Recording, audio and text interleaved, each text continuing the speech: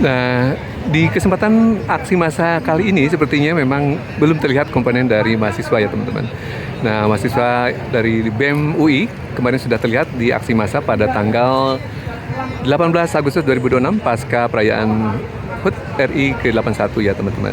Nah, di kali ini demo massa terpusat di depan gedung MPR DPR, namun komponen lainnya yang selain masyarakat Pati belum terlihat.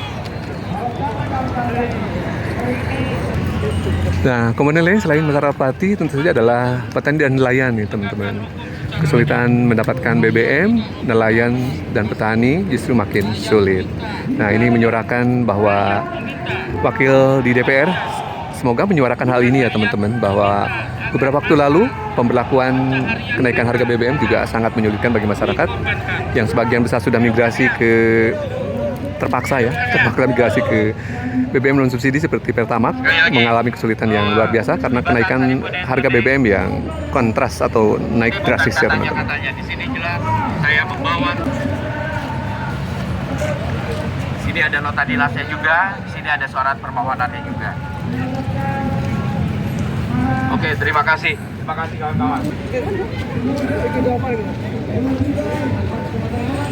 Nah, di tertanda warga trade.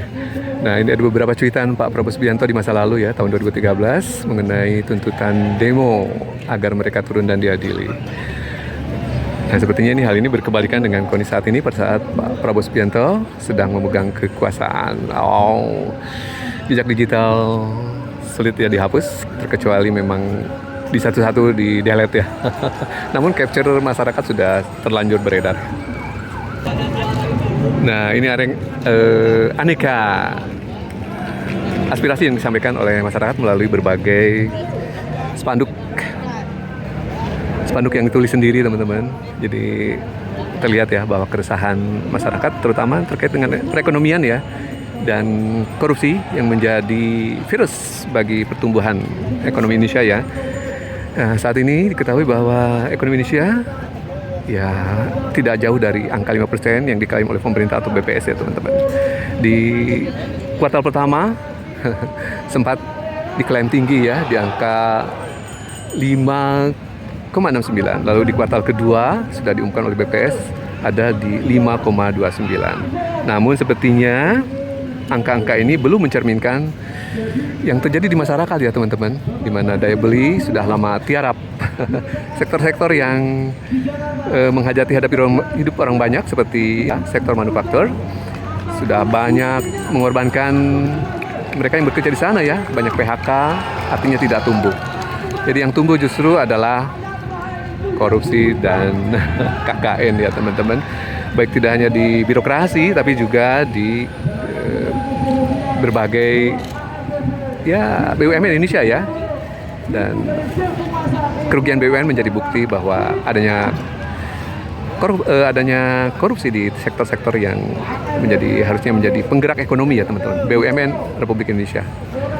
Dan pengeluaran pemerintah yang menjadi salah satu komponen untuk pertumbuhan ekonomi juga banyak digerogoti oleh korupsi. Sayang sekali ya teman-teman. Akhirnya yang menjadi andalan lagi adalah konsumsi masyarakat.